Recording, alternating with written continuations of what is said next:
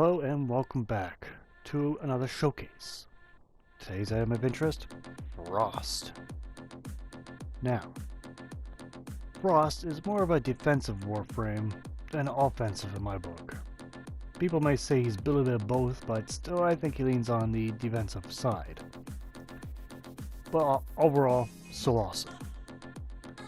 So awesome in fact that when I did an ultimate build for him. Betting I'm doing it for all Warframes down the line. Okay then. So, for his stats, we have, starting off, 100 health, 150 shields, 300 armor, and 100 in power. His sprint speed's a little Pacific, 0.95. Huh. His aura polarity is a Vazarin, the shield icon, and he comes with a Neramon of Vazarin on his upgrade table. So, get a little bit of bonus for able to start, which is nice. First ability is pretty simple. It's pretty much Ice Blast. Freezes one enemy solid. Even a small group if you have a large enough blast. Second ability, it's kind of a ice, the Ice Wave. You get more waves if you get more power strength. Third ability, pretty simply the Snow Globe. All favorite. Creates a small little barrier around you. Absorbs enemy damage, cannot be fired into, even by your own shots. You must be inside to fire out. Can't be destroyed over time though, and your health's in the bottom right corner of your Snow Globe. Final move though is Avalanche. Freezes all nearby enemies, and lowering their armor in the process. Pretty handy. Now, what you want to see is Frost Prime, though. That's why you're here. Frost Prime is no longer in the game at making this video, which is unfortunate. However, he is still acquirable by trading with other players if they have the parts. Maybe one day he'll show up in the game again temporarily. Maybe. Anyway, you can see his health is 100, shields has been upgraded to 175, armor remains the same at 300, and power remains the same at 100. So, you have a lot of shields for Frost. A lot.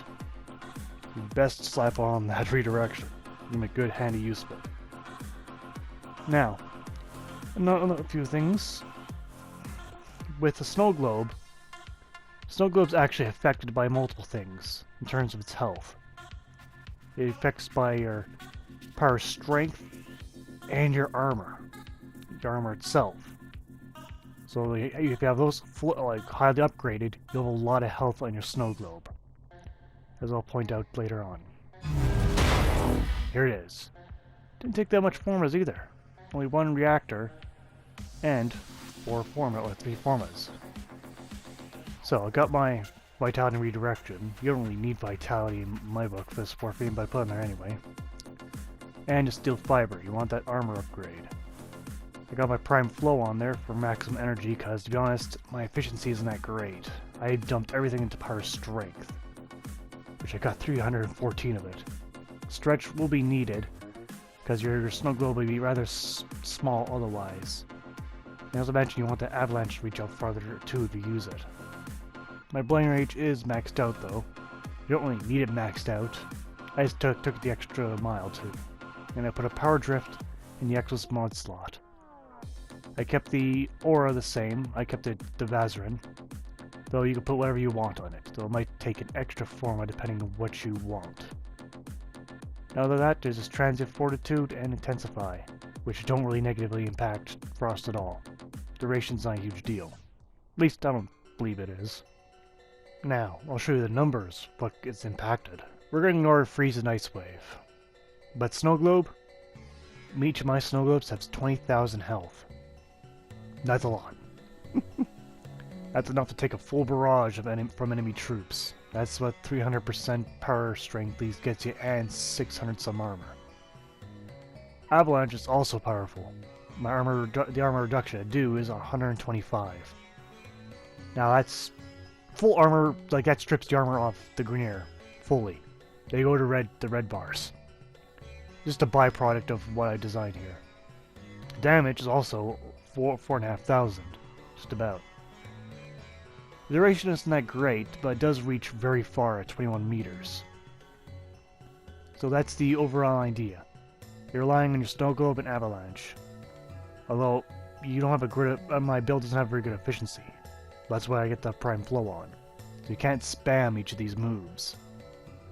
So yeah, your avalanche is going to cost you around 150 to use, and your frost globe nearly 100 to power to use. But it's meant to last. Also, I do have my arcane squall helmet. Not very many people have this now. It increases power strength by 15%, only with a reduction to shields, but the reduction's so small, I think it's only 10, 15. But let's just see.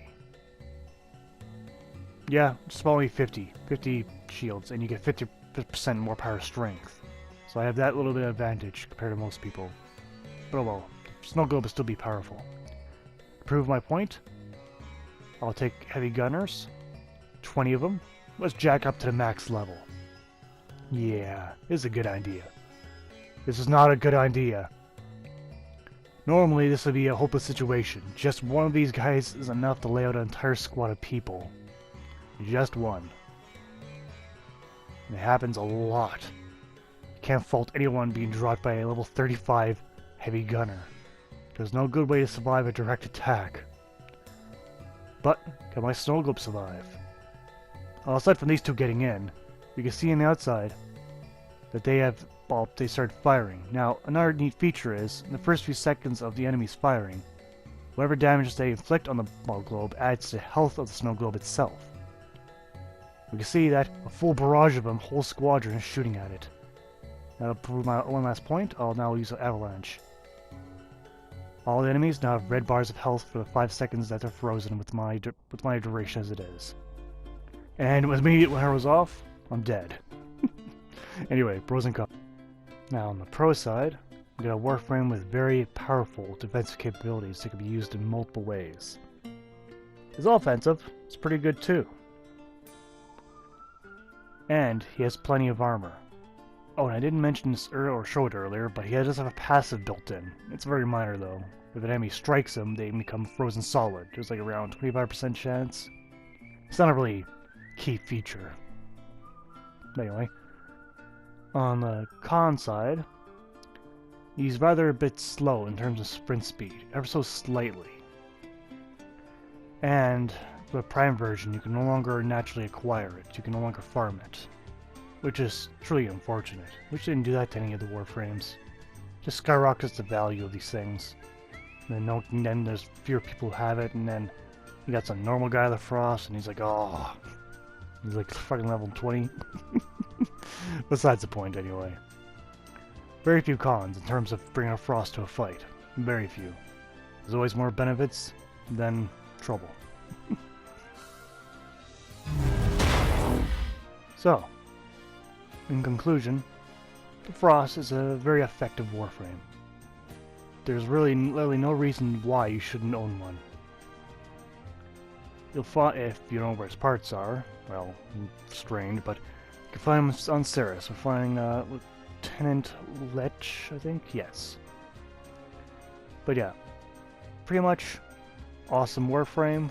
No reason why not to own one. You should. Anyway, thank you for watching Showcase, and I'll see you next time.